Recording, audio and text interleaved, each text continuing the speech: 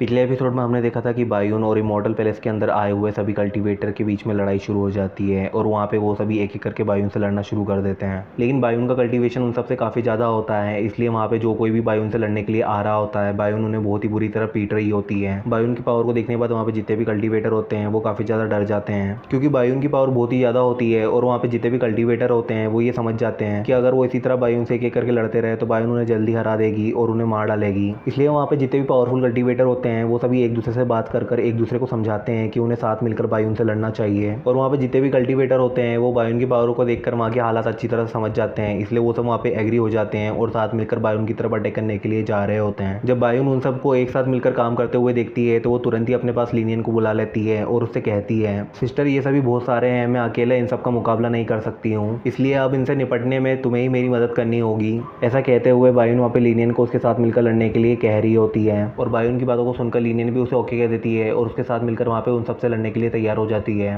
फिर हमें उन सबके बीच में हो रही फाइट को दिखाया जाता है, जहाँ पे बायून और लीनियन अकेले ही उन सभी कल्टीवेटर से लड़ रही होती है। जहाँ लीनियन उन सभी कल्टीवेटर से लड़ने के लिए अपनी कुनवा एक्सक्लेबर का इस्तेमाल कर रही होती है और उस स्वॉर्ड का इस्तेमाल करते हुए लीनियन वहाँ पे अपनी स्वॉर्ड टेक्निक को परफॉर्म कर रही होती है, जो कि उसे तियान ने सिखाई होती है। इस टेक्निक का नाम हेवन सेटरिंग स्वॉर्ड आर्ट होता है, जिसकी मदद से लीनियन ने वहाँ पे अपनी स्वॉर्ड को काफ़ी बड़ा कर लिया होता है, जिसकी वजह से वहाँ पे लीनियन की स्वॉर्ड की पावर काफ़ी ज़्यादा बढ़ जाती है और कोई भी उसके स्ट्राइक को संभाल नहीं पाता है। जब वहाँ पे वो सभी कल्टीवेटर लीनियन को इस तरह उनसे लड़ते हुए देखते हैं तो वो काफ़ी ज़्यादा हैरान होते हैं, क्योंकि उनमें से किसी ने भी आज तक इस तरह की पावरफुल स्वॉर्ड टेक्निक नहीं देखी होती है। इसलिए वहाँ पे कोई भी बायून से ठीक से लड़ नहीं पा रहा होता है और बायून अकेले ही वहाँ पे उन सबको पीट रही होती है। लीनियन को इस तरह उन सभी कल्टीवेटर से लड़ता हुआ देखकर वहाँ पे जितने भी एल्डर होते हैं वो भी काफ़ी ज़्यादा हैरान होते हैं, क्योंकि उन सबको भी लीनियन के बारे में कुछ भी पता नहीं होता है कि वो कौन है और कहाँ से आई है। लेकिन लीनियन को इतनी पावरफुल स्वॉर्ड टेक्निक का इस्तेमाल करते हुए देखकर वो सब भी समझ जाते हैं कि लीनियन भी बायून की तरह बहुत ही ज़्यादा पावरफुल है और उसे हराना इतना भी आसान नहीं है। और लीनियन के बारे में ऐसा कहते हुए वहाँ पे वो सभी एल्डर लीनियन को उन सभी कल्टीवेटर से लड़ता हुआ देख रहे होते हैं, जहाँ लीनियन अकेले उन सब से लड़ते हुए उन सब पे भारी पड़ रही होती है।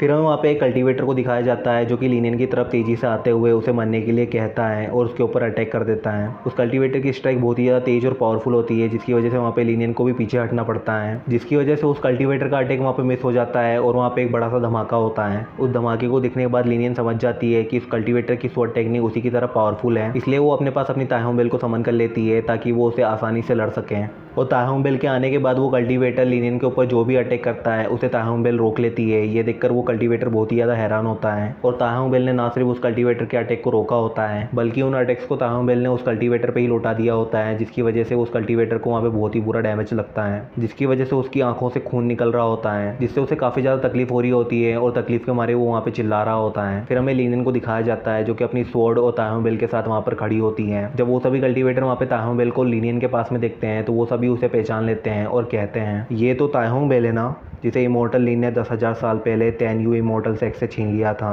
ऐसा कहते हुए वहाँ पे जितने भी कल्टीवेटर होते हैं वो ताहों बेल के बारे में बात कर रहे होते हैं। जब तैन्यू सेक्ट के एल्डर ताहों बेल को लीनियन के पास देखते हैं तो वो भी काफ़ी ज़्यादा हैरान होते हैं, क्योंकि ताहों बेल 10,000 साल पहले उनके सेक्ट का सुप्रीम ट्रेजर हुआ करता था, लेकिन तब तियान ने उसे उनसे छीन लिया था और इतने टाइम बाद वो आज उसे दोबारा देख रहे होते हैं। इसलिए वो वहाँ जब लीनियन को ताहों बेल को इस तरह कंट्रोल करता हुआ देखते हैं तो वो काफ़ी ज़्यादा हैरान होते हैं, क्योंकि ताहों बेल ने लीनियन को पूरी तरह से अपना मास्टर मान लिया होता है और ताहों बेल अपनी पूरी पावर के साथ वहाँ पे लड़ रही होती है। फिर हमें उस कल्टीवेटर को दिखाया जाता है जिसे ताहों बेल ने अभी अभी हराया होता है। वो जब वहाँ पे ताहों बेल के बारे में सुनता है तो वो बहुत ही ज़्यादा गुस्सा हो जाता है, क्योंकि ये कल्टीवेटर भी तैन्यू सेक्ट से ही होता है। और जब वो वहाँ पे ये सुनता है कि उसे ताहों बेल के द्वारा हराया गया है, ये सुनकर वो बहुत ही ज़्यादा गुस्सा हो रहा होता है। फिर हमें बायून को भी दिखाया जाता है जो कि वहाँ पे उन सभी कल्टीवेटर से लड़ रही होती है और वहाँ पे बायून से लड़ने के लिए जो भी उसके पास में आ रहा होता है उनकी हालत तो और भी ज़्यादा खराब होती है, क्योंकि बायून इस वक्त अपनी फुल पावर का इस्तेमाल कर रही होती है, इसलिए उसके सामने जो कोई भी आ रहा होता है वो उसके हाथों मारा जा रहा होता है। फिर हम देखते हैं कि वहाँ पे जितने भी एल्डर होते हैं वो लीनियन के पास में आ रहे होते हैं और उसे ताहों बेल को लौटाने के लिए कहते हैं। लीनियन जब वहाँ पे उन एल्डर की बातों को सुनती है तो वो काफ़ी ज़्यादा हैरान होती है, इसलिए वो वहाँ पे लड़ना बंद कर देती है और उन एल्डर्स की तरफ देख रही होती है। जब बायून वहाँ पे उन एल्डर्स की बातों को सुनती है तो वो भी वहाँ पे लीनियन के पास में आ जाती है और उन सभी एल्डर्स को देख रही होती है, जिन लोगों ने वहाँ पे बायून और लीनियन को घेर लिया होता है और उन दोनों से कह रहे होते हैं, ताहों बेल को हमारे हवाले कर दो, क्योंकि ताहों बेल तैन्यू सेक्ट का है, इसलिए बेहतर होगा कि तुम उसे वापस लौटा दो। ऐसा कहते हुए वहाँ पे जितने भी एल्डर एल्डर होते हैं वो बायून और लीनियन को घेर लेते हैं और उन्हें ये सब कह रहे होते हैं। बायून जब उन सभी एल्डर्स की बातों को सुनती है तो वो उनसे कहती है, तुम ये सब क्या कर रहे हो, क्या तुम कॉन्टिनेंटल रूल को तोड़ना चाहते हो? क्योंकि कॉन्टिनेंटल रूल के हिसाब से कोई भी एल्डर या ओल्ड कल्टीवेटर यंग जनरेशन की लड़ाई के बीच में एंटर नहीं कर सकता है। तो क्या तुम सब इतने ज़्यादा बेशर्म हो गए हो जो तुम इस रूल को भी तोड़ना चाहते हो? ऐसा कहते हुए बायून वहाँ पे उन सभी एल्डर्स के ऊपर चिल्ला रही होती है। बायून की बातों को सुनकर तेन्यू सेट का एक एल्डर उससे कहता है, कॉन्टिनेंटल रूल नए ट्रेजर्स पर लागू होता है जिसके लिए यंग जनरेशन फाइट और कंपटीशन करती है। इसीलिए हमने कॉन्टिनेंटल रूल के किसी भी प्रॉमिस को ब्रेक नहीं किया है, क्योंकि ताहों बेल तेन्यू इमोर्टल सेट का इमोर्टल आर्टिफैक्ट है जिसे इस लड़की ने चुरा लिया है। इसलिए हम ताहों बेल को इस लड़की से फोर्सफुली वापस ले रहे हैं ताकि वो इसका और ज़्यादा गलत इस्तेमाल ना करें। ऐसा कहते हुए वहाँ पे तेन्यू इमोर्टल सेट के एल्डर बायून को ये सब समझा रहे होते हैं। हालांकि मन में वो सभी एल्डर यही सोच रहे होते हैं कि ये उनके लिए एक अच्छा मौका है जिसके जरिए वो ताहों बेल को वापस पा सकते हैं और उनके सेक्ट पे लगे इस 10,000 साल पुराने दाग को साफ कर सकते हैं। ऐसा सोचते हुए वो एल्डर वहाँ पे बायून से कहता है, इस लड़की ने ताहों बेल को चुराने की हिम्मत की है इसलिए आज जिंदा नहीं बचेगी और आज इस लड़की को मारने के बाद मैं ताहों बेल को उसकी सही जगह लौटाने के लिए अपने साथ में ले जाऊंगा।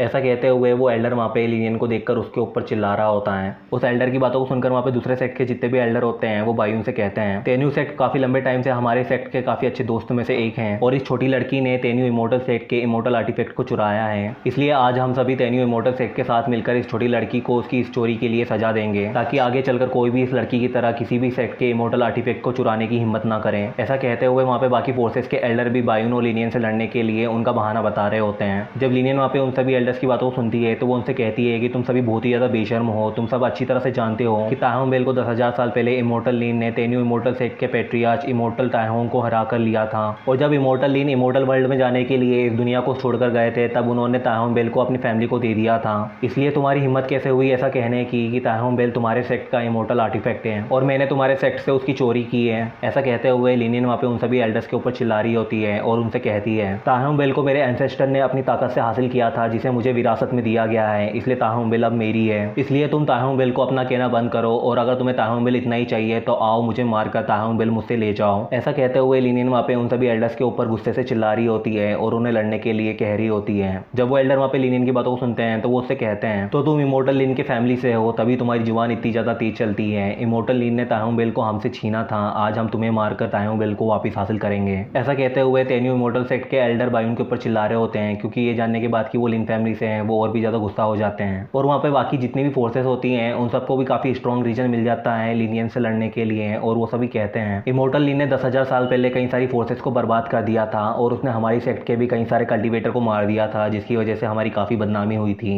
और ना सिर्फ उसने हमारे सेक्ट के लोगों को मारा बल्कि हमारे सेक्ट से काफ़ी कुछ चुराया है। इसलिए आज तुम्हें अपने एंसेस्टर की गलतियों की कीमत चुकानी होगी और इसके लिए हम तुम्हें कड़ी से कड़ी सजा देंगे। ऐसा कहते हुए वो सभी एल्डर वहाँ पे लीनियन के ऊपर चिल्ला रहे होते हैं और उसको मारने के लिए उसकी तरफ बढ़ जाते हैं। जब बायून और लीनियन वहाँ पे उन सभी एल्डर्स की बातों को सुनते हैं तो वो बहुत ही ज़्यादा गुस्सा होते हैं और बायून वहाँ पे उन सभी एल्डर से कह रही होती है, तुम सब तो सच में बहुत ही ज़्यादा बेशर्म हो, लगता है तुमने अब तक की अपनी ज़िंदगी कुत्तों की तरह जी है, तभी तो तुम लोगों को इतनी बड़ी बड़ी बातें करना आता है जिसके जरिए तुम खुद को महान दिखाते हो। ऐसा कहते हुए बायून वहाँ पे उन सभी एल्डर की इंसल्ट करते हुए उनसे ये सब कह रही होती है। बायून की बातों को सुनकर लीनियन भी वहाँ पे उन लोगों की इंसल्ट करना शुरू कर देती है और बायून से कहती है, सिस्टर आप इन बेशर्म लोगों को कुत्तों से कंपेयर क्यों कर रहे हो, ऐसा कहकर आप कुत्तों की इंसल्ट कर रहे हो, ये सभी तो इतना गिरे हुए हैं कि ये उनसे कंपेयर करने के भी लायक नहीं है। ऐसा कहते हुए लीनियन भी वहाँ पे उन सभी एल्डर्स की इंसल्ट कर रही होती है। बायून और लीनियन की बातों को सुनकर वो सभी एल्डर वहाँ पे बहुत ही ज़्यादा गुस्सा हो जाते हैं और बायून के ऊपर चिल्लाते हुए वो वहाँ पे उससे कह रहे होते हैं, तुम दोनों की हमारी इंसल्ट करने की हिम्मत कैसे हुई, लगता है बायून तुम भी इस लड़की के साथ मिली हुई हो, इसलिए अब तुम इस पैलेस से बाहर जाने के बारे में तो भूल ही जाओ क्योंकि अब हम इस लड़की के साथ तुम्हें भी मारकर इस पैलेस के अंदर ही दफना देंगे क्योंकि तुम्हारी जिंजियान एकेडमी ने इस लड़की को हमसे छुपाकर बहुत बड़ी गलती की है और इसकी सजा आज तुम्हें जरूर मिलेगी। बायून जब उन सभी एल्डर्स को जिंजियान एकेडमी के बारे में बुरा कहता हुआ सुनती है तो वो उनसे कहती है, तुम सबकी हिम्मत कैसे हुई जिंजियान एकेडमी को इस तरह इन बातों के बीच में लाने की, क्योंकि गलती तो तुम लोगों ने की है, तुमने कॉन्टिनेंटल रूल को ब्रेक किया है और ऐसा करते हुए तुमने अपने सेक्ट के एंसेस्टर के उस प्रॉमिस को तोड़ा है जिसकी रिस्पेक्ट सभी सेक्ट करते हैं और ऐसा करने के बाद भी तुम लोगों में इतनी हिम्मत है जो तुम मेरी जिंजियान एकेडमी के बारे में बुरा बोलने की कोशिश कर रहे हो। ऐसा कहते हुए बायून वहाँ पे उन लोगों के ऊपर चिल्ला रही होती है। बायून की बातों को सुनकर वो सभी एल्डर वहाँ पे उसके ऊपर हमला कर देते हैं और उससे कहते हैं, तुम्हारी जिंजियान एकेडमी पहले ही बर्बाद हो चुकी है इसलिए हमें उसकी कोई परवाह नहीं है क्योंकि जिंजियान एकेडमी इमोर्टल ट्री के पावर की वजह से ही जिंदा है। अगर जिंजियान एकेडमी में वो इमोर्टल ट्री नहीं लगा होता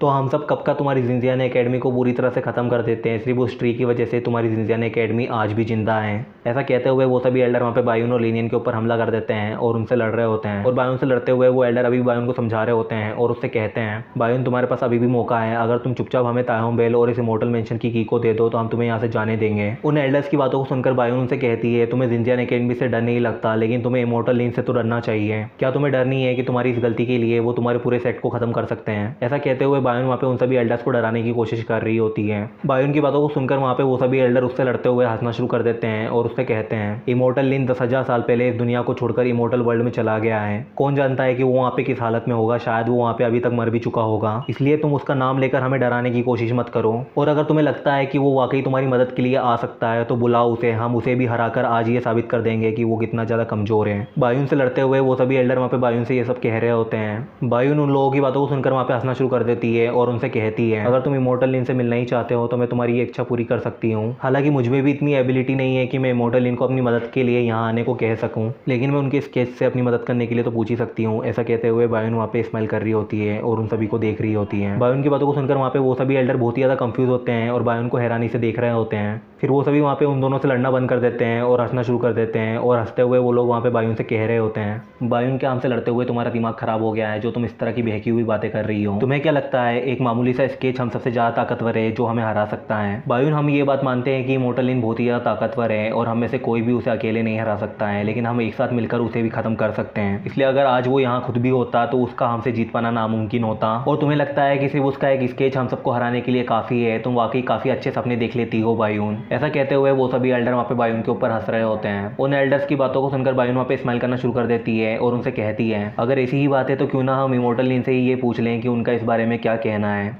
ऐसा कहते हुए बायोन वहाँ पे लिनियन से तियान के स्केच को मांग रही होती है, और बायोन की बातों को सुनकर लिनियन उसे तुरंत ही हाँ कहते हुए अपने कपड़ों से तियान के स्केच को निकाल लेती है और उसे बायोन को दे देती है। फिर हमें तियान के उस स्केच को दिखाया जाता है जो कि वहाँ पे हवा में फ्लोट कर रहा होता है और जिससे बहुत ही तेज स्पिरिचुअल एनर्जी निकल रही होती है। जब वो सभी एल्डर तियान के स्केच को देखते हैं तो वो वहाँ पे हंसना शुरू कर देते हैं और बायोन से कहते हैं, बायोन, लगता है कि तुम पूरी तरह से पागल हो गई हो। तुम्हें क्या लगता है ये स्केच जिसका ओरा भी हमें छू नहीं पा रहा है वो हमें यहाँ पे हरा सकता है? ऐसा कहते हुए वो सभी एल्डर वहाँ पे तियान के स्केच को देखकर जोरों से हंस रहे होते हैं, और जब वो एल्डर वहाँ पे तियान के स्केच के बारे में ये सब कह रहे होते हैं तभी वहाँ पे तियान के स्केच का ऑरा बहुत ही ज़्यादा बढ़ जाता है, जिसकी वजह से वो सभी एल्डर वहाँ पे तुरंत ही अपने घुटनों पर आ जाते हैं। जिसके बाद वो सभी अपनी स्पिरिचुअल एनर्जी का इस्तेमाल करने की कोशिश करते हैं ताकि वो उस ऑरा प्रेशर से लड़ सकें, लेकिन वो ऑरा प्रेशर वहाँ पे बढ़ता ही जा रहा होता है, जिसकी वजह से उन्हें वहाँ पे खुद को संभालने में दिक्कत हो रही होती है। इसलिए वो सभी वहाँ पे उस ऑरा प्रेशर से लड़ने की कोशिश छोड़ देते हैं और उस स्केच की तरफ देख रहे होते हैं। लेकिन जब वो सब वहाँ पे तियान के उस स्केच को देखते हैं तो वो काफ़ी ज़्यादा हैरान होते हैं और कहते हैं कि नहीं, ये नहीं हो सकता, ये नामुमकिन है। फिर हमें तियान के स्केच को दिखाया जाता है तो हम देखते हैं तियान के स्केच अब जिंदा हो चुका होता है और उसमें से तियान का एक क्लोन बाहर आ रहा होता है। फिर तियान का वो क्लोन उस स्केच से बाहर आने के बाद हवा में फ्लोट करना शुरू कर देता है, और हवा में फ्लोट करते हुए वो क्लोन वहाँ पे उन एल्डर्स की तरफ देख रहा होता है और उनकी तरफ बढ़ रहा होता है।